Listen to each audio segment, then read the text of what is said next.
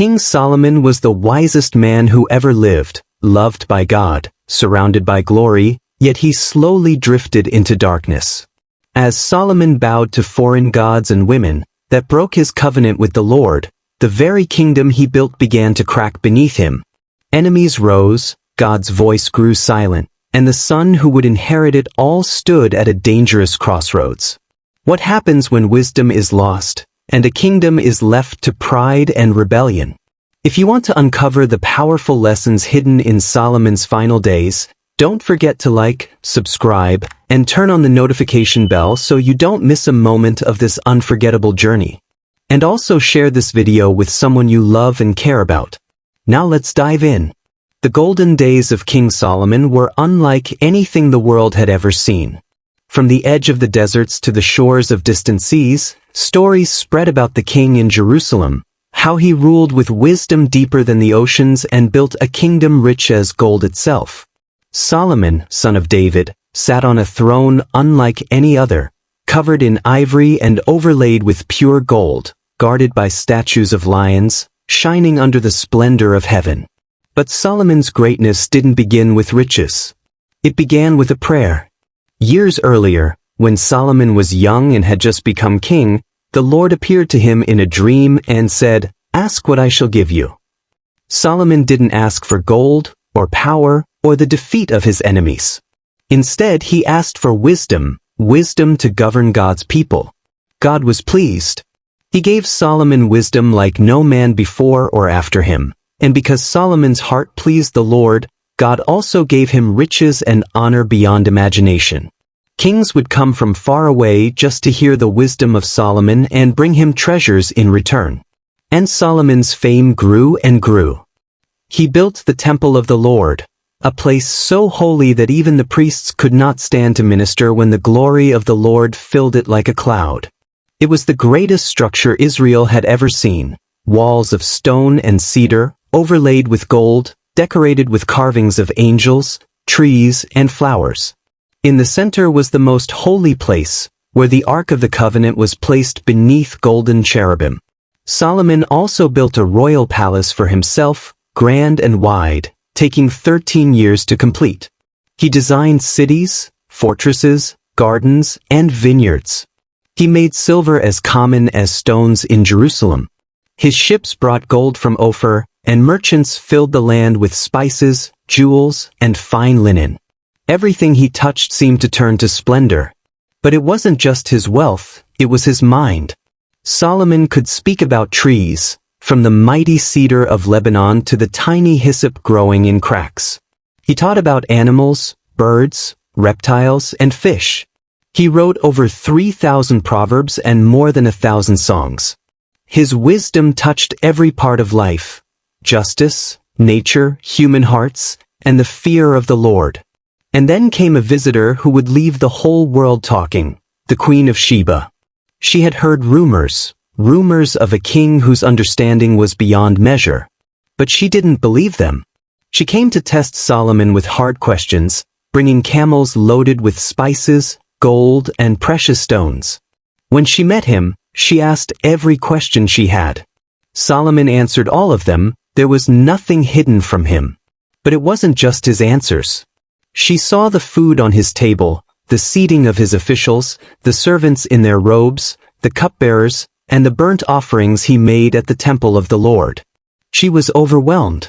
She said to Solomon, "The report I heard in my own country about your words and your wisdom was true. But I did not believe it until I came and saw with my own eyes. Indeed, not even half was told me. Your wisdom and wealth exceed the report I heard. Blessed are your men. Blessed are these servants, who stand continually before you and hear your wisdom.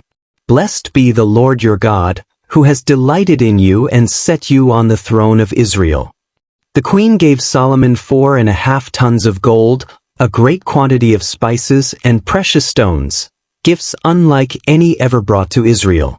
Solomon gave her whatever she asked, and then she returned to her land. Year after year, the wealth of Solomon increased. He received 666 talents of gold in 1 year. That's over 25 tons, not counting the income from traders and governors. He made 200 large shields of hammered gold, 300 smaller shields, and placed them in the palace of the forest of Lebanon.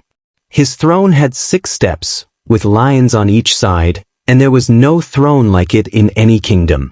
He had 1,400 chariots and 12,000 horsemen. He imported horses from Egypt and fine goods from all around. He drank from cups of gold. Nothing in his palace was made of silver, for silver was considered of little value in Solomon's days. Solomon ruled over all the kings from the Euphrates River to the land of the Philistines and to the border of Egypt. All the earth sought the presence of Solomon to hear his wisdom, which God had put into his heart. They brought every man his gift, articles of silver and gold, garments, armor, spices, horses and mules, year by year. It seemed as though Solomon had reached the peak of human greatness. He had wisdom. He had peace. He had power, honor, and wealth. God had blessed him as he had never blessed another. But even in these golden days, a shadow was growing, a silent drift, a slow change in Solomon's heart. Though his wisdom remained unmatched, something far more important began to weaken: his love for the Lord. The blessings were many, but the danger was greater, that the king who had everything would forget the one who gave it all. Solomon's kingdom was dazzling, filled with gold, songs of peace, and the light of wisdom. But even the brightest sun can be followed by a long, cold shadow. And though Solomon still wore his crown, the heart beneath it had begun to shift. The Lord had loved Solomon. He had chosen him to sit on David's throne. Twice, God had appeared to Solomon. Twice, he had spoken directly to him, once in Gibeon and once in Jerusalem. The Lord had warned him, "If you walk in my ways, I will establish your throne forever. But if you turn away and worship other gods, then I will tear the kingdom from you." Solomon had heard these words. He had even written, "The fear of the Lord is the beginning of wisdom."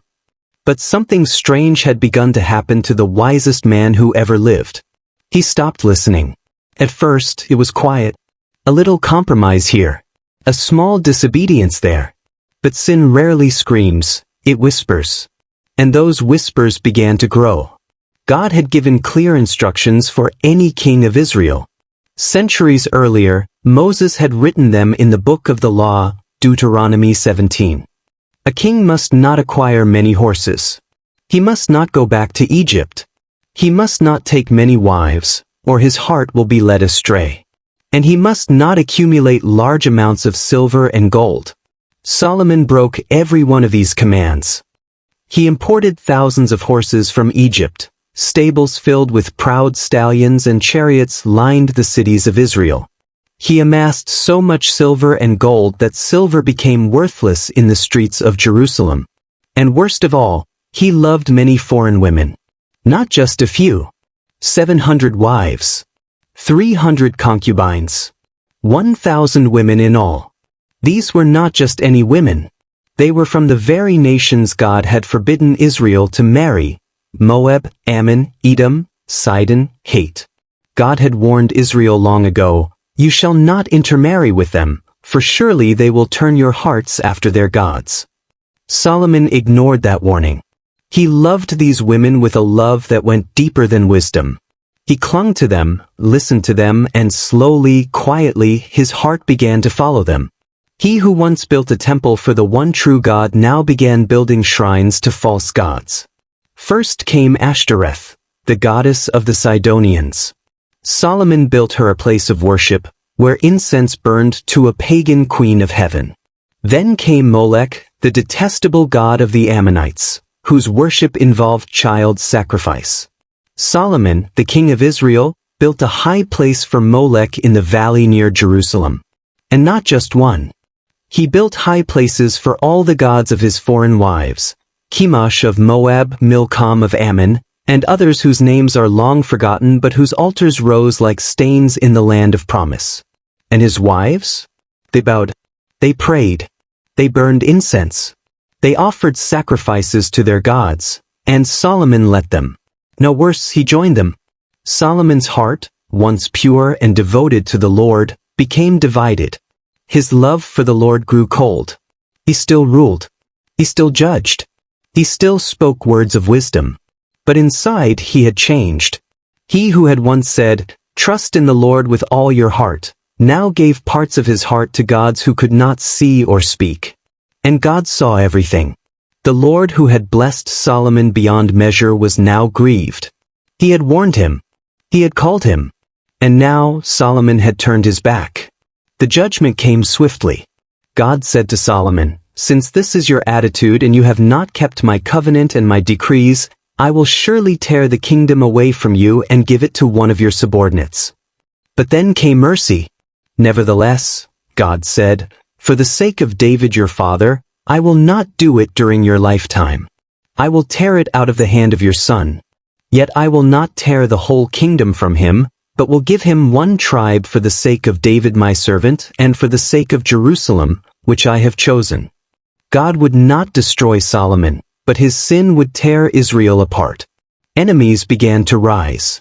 First came Hadad the Edomite, a prince who had escaped as a boy when David conquered Edom.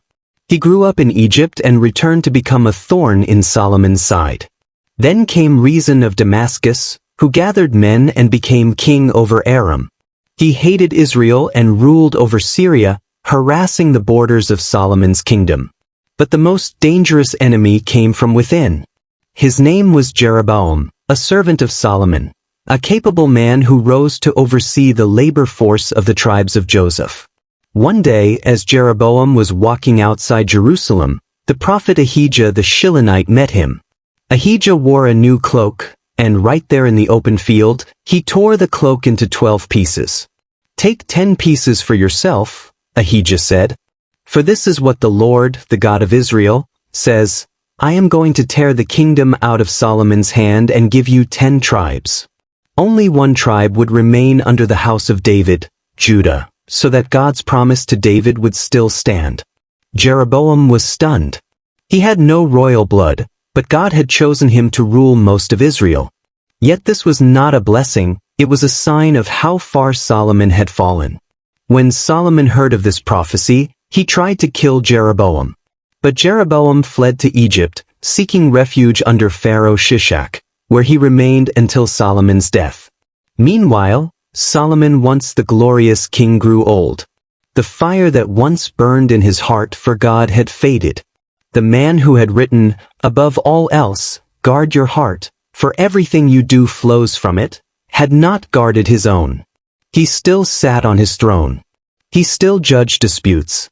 He still walked through palaces made of gold and cedar. But spiritually, the wisest man on earth had become a broken man. He had turned from the fountain of living water to dig broken wells that could not hold water. He had traded the glory of God for the glitter of idols. And though his crown remained, the kingdom had already begun to crumble beneath his feet. He was still called king. He still wore the royal robes. But the Spirit of the Lord was no longer guiding his heart. This was the beginning of the end, not just for Solomon, but for a united Israel. The man who had once brought peace to the land would leave behind division, rebellion, and judgment. And his greatest tragedy was not what he lost, it was who he had become. The final days of Solomon were not filled with songs of praise or visions from the Lord. They were marked by silence. Solomon, the builder of the temple, had become a builder of altars to false gods. Solomon, the preacher of truth, had become a man who ignored the very words he once proclaimed. And yet, even in this fall, God's mercy was not absent. He would not forget David. He would not destroy Jerusalem. And from the tribe of Judah, from the line of David, would one day come a greater king, a perfect king who would never sin, never fall, and never turn away. But Solomon's story is a warning. Wisdom is not enough. Knowledge is not enough. Greatness is not enough. Only a heart that stays faithful to God to the very end will stand. And the wisest man who ever lived had forgotten the most important truth of all. To fear the Lord is the beginning and the end of true wisdom. The golden sun was setting on Jerusalem. Solomon, once the brightest light in all the earth, now walked through his palace halls like a shadow of the man he used to be. The gold still glittered. The servants still bowed. The throne still stood in power. But something was gone. The voice of the Lord was silent. The same God who had appeared to Solomon twice now no longer spoke. Not because God had changed, but because Solomon had turned away. He had defied the covenant. He had worshipped false gods. He had broken the very commands he once taught others to keep. The Lord's anger was not a flash of rage. It was the grief of a father whose son had chosen destruction. The judgment had already been spoken. The kingdom would be torn from Solomon's house. But God, in his mercy, delayed the judgment. He said, "For the sake of your father David, I will not do this in your days, but I will tear it out of the hand of your son." So Solomon reigned in silence. His enemies rose like waves, Hadad from Edom, Rezin from Damascus, Jeroboam from within his own kingdom. Each one a warning. Each one a crack in the kingdom's foundation. Still, Solomon did not repent. He who had once fallen to his knees before the altar of God now knelt before idols. He who had once written songs of love to the Lord now sang no more. Year after year passed. The same palace, the same throne, but not the same man. Then one day, the curtain fell. Solomon died. There is no record of a final prayer. No psalm. No cry to heaven. The Bible simply says, Solomon slept with his fathers and was buried in the city of David his father. And Rehoboam his son reigned in his place. So ended the life of the wisest man who ever lived, without glory, without a song, and with the weight of a kingdom set to shatter. Solomon had ruled 40 years in Jerusalem. He had written thousands of proverbs and songs. He had built cities, palaces, gardens, and the most beautiful temple the world had ever seen. But in the end, it was not his wisdom or his wealth that defined his legacy. It was his disobedience. And now the weight of the crown fell to Rehoboam, Solomon's son. The people of Israel gathered in Shechem to make Rehoboam king. But something was stirring in the hearts of the people, something unsettled. For years, they had served Solomon, working hard to build his glorious projects. The taxes had been heavy. The labor had been harsh. Now that Solomon was gone, they had a request. Led by Jeroboam, who had returned from Egypt after Solomon's death, the people came to Rehoboam and said, "Your father made our yoke heavy. Now lighten the harsh labor and the heavy yoke he put on us, and we will serve you." Rehoboam was new to the throne. He didn't answer right away. "Come back to me in 3 days," he told them. In those 3 days, he sought counsel.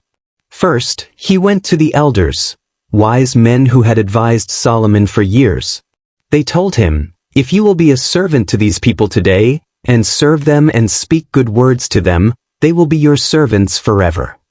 But Rehoboam wasn't satisfied. He turned to his young friends, men who had grown up with him in the palace, who knew nothing of hardship or humility. They told him, "Tell the people, my little finger is thicker than my father's waist. My father laid on you a heavy yoke. I will make it even heavier. My father scourged you with whips. I will scourge you with scorpions." Rehoboam liked that answer. When Jeroboam and the people returned, Rehoboam delivered his answer, harsh, arrogant, unyielding. He would rule not with mercy, but with force. That was the breaking point. The people rose up with one voice and cried out, "What share do we have in David? What part in Jesse's son? To your tents, O Israel! Look after your own house, O David!" 10 tribes broke away that day. Only Judah and Benjamin remained loyal to the house of David. The united kingdom that David had fought for, that Solomon had ruled with glory, was now split in two, just as God had said. Jeroboam became king over the 10 northern tribes, called Israel. Rehoboam remained king of the southern kingdom, called Judah. The golden kingdom of Solomon had shattered like glass. Rehoboam tried to fight back. He gathered 180,000 warriors to force Israel to return to him.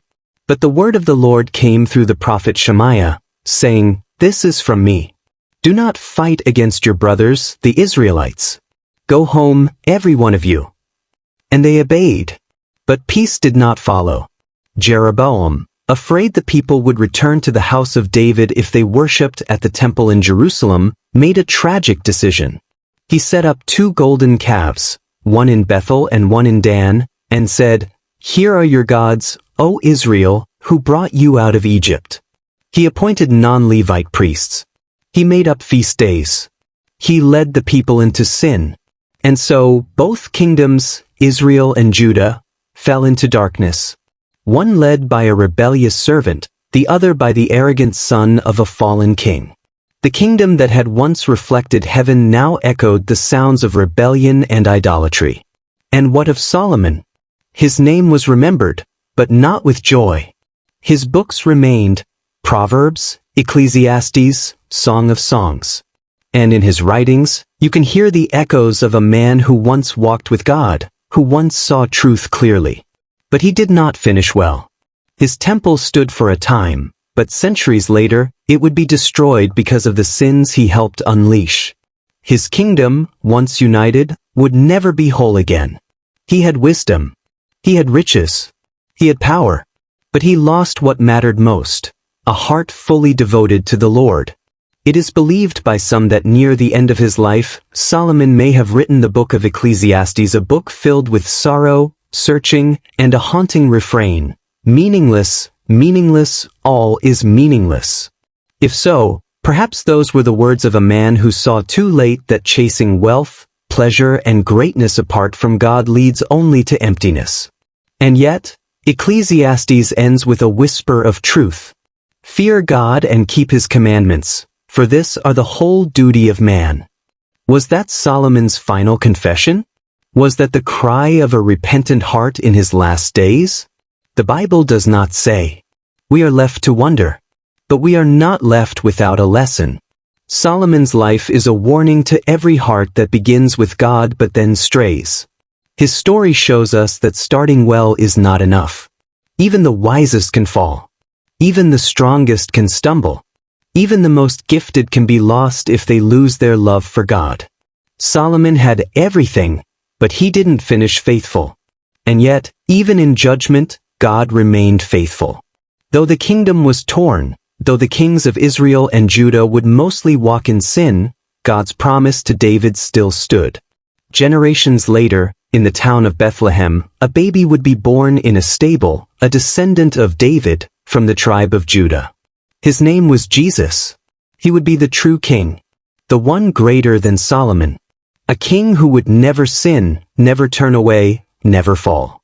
He would not build a temple of gold but would offer himself as a living temple, destroyed and raised again in 3 days. He would speak wisdom far greater than Solomon's. He would heal the broken, feed the hungry, forgive sinners, and die for the world. Solomon failed. Jesus did not. Solomon's kingdom fell. Jesus' kingdom will never end. And now the call comes to us. Will we follow the path of Solomon, chasing after idols, pleasure, and pride? Or will we follow the path of Christ, the greater King, the faithful Son, the Savior of the world? The story of Solomon ends with loss. But the story of God's kingdom continues with hope. And the wisest choice we can make is to bow to the King who will never fall. This story is a warning and a call to stay faithful. If it moved you, don't forget to like, subscribe, and turn on the notification bell for more powerful Bible stories that speak to your soul.